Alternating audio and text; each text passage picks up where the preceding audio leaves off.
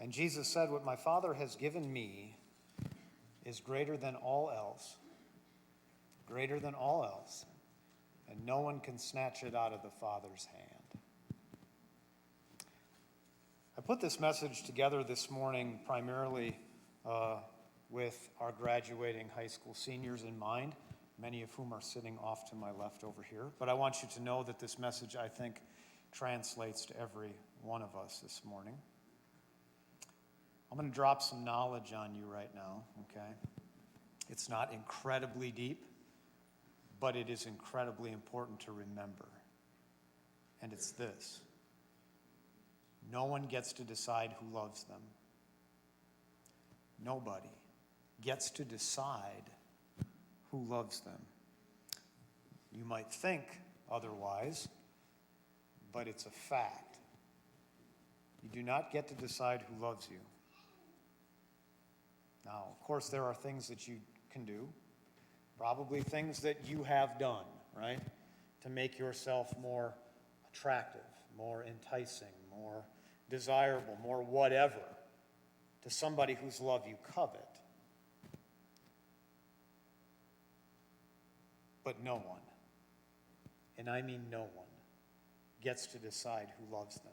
That is always and only the choice of the one offering their love, which is at one and the same time what makes it such a precious gift, and at the same time it can be so incredibly annoying.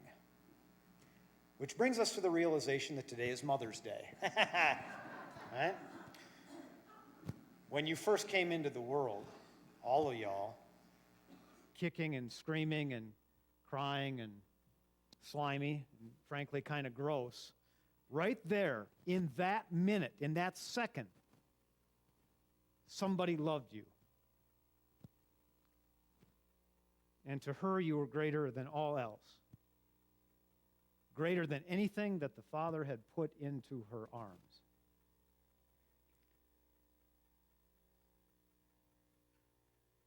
And that love may have even led her to place you in other arms, knowing that she could not give for you the life that she wanted.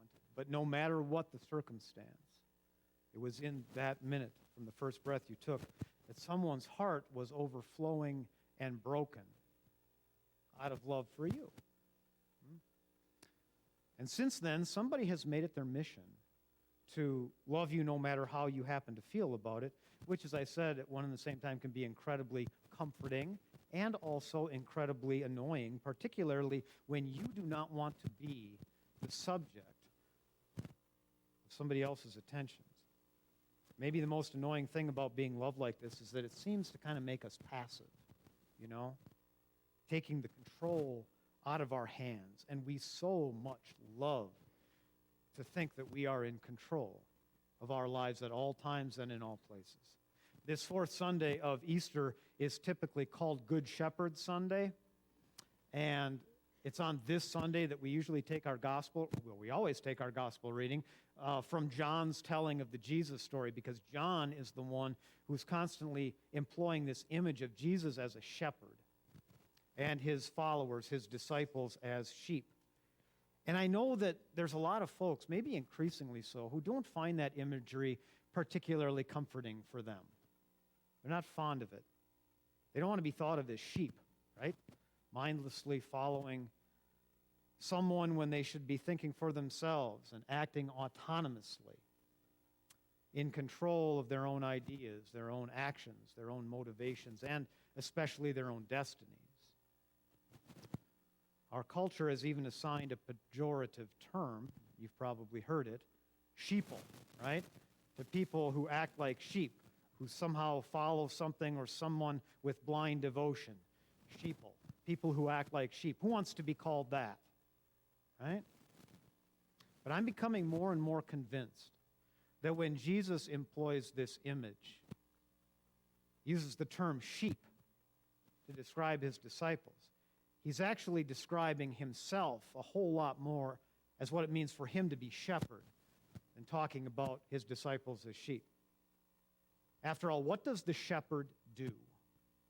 The shepherd lays down his life for the sheep. The shepherd regards the sheep as greater than anything else, than all else that the Father has put into his hands. Of more value even than his own life. The sheep do not get to decide who loves them, who takes care of them, who protects them. The only thing they do is accept and live in that love and care and protection of the shepherd. That's it. It seems that people are constantly looking for examples in the world around us of such sacrificial, unearned love in some sort of effort to try and convince ourselves that that kind of love can actually exist, even for us. And so we look outside our own experience and we look to the world around us. I remember receiving once this story. I think it was sent to me in an email, and I ran it off and I put it in my file because I wanted to save it.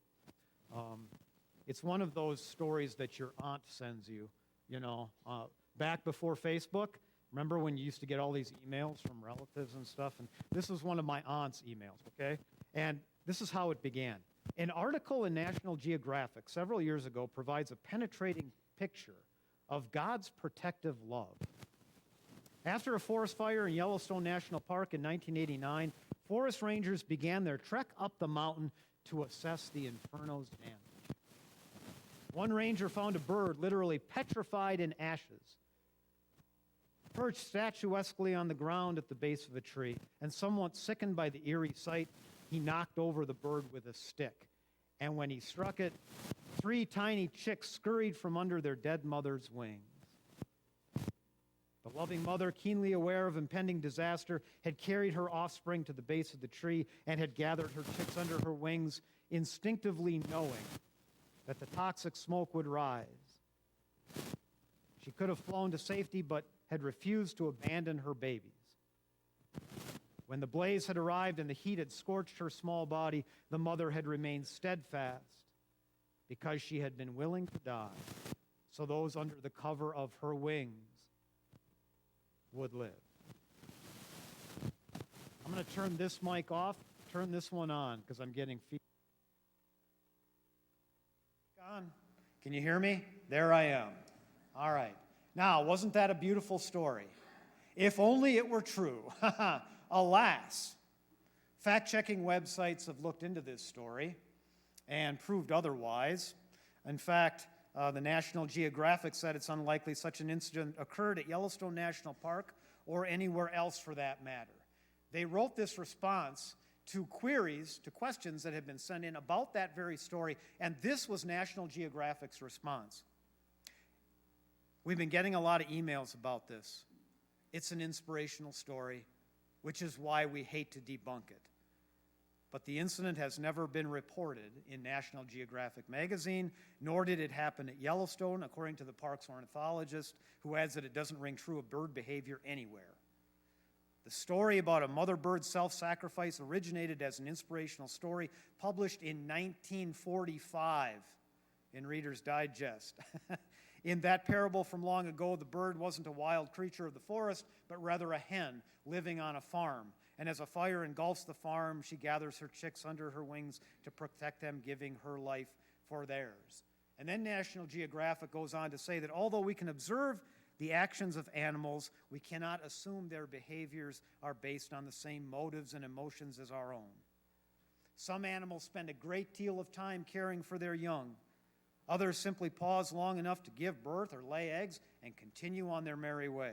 Some animals will protect their young at the risk of their own lives. Others will consume their offspring if food becomes scarce. Even when an animal does exhibit a seemingly human-like behavior, such as the one described in the piece quoted above, we cannot know whether the animal was truly motivated by emotions such as love, whether it made a conscious choice to sacrifice its life, or whether it was merely acting out of instinct. So, here's where I'm going with this.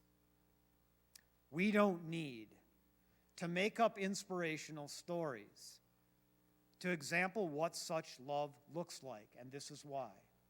Because every single one of us has been blessed somewhere along the way by someone, usually someones, who decide to love and care for us with absolutely no solicitation whatsoever from us.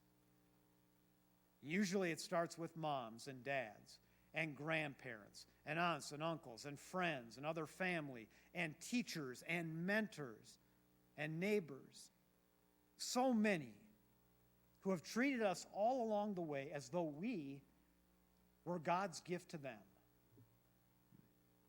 But finally, and this is important, no matter how much or how little you have received the attention and care and love of others, there is one who regards you as greater than all else that the Father has put in his hands.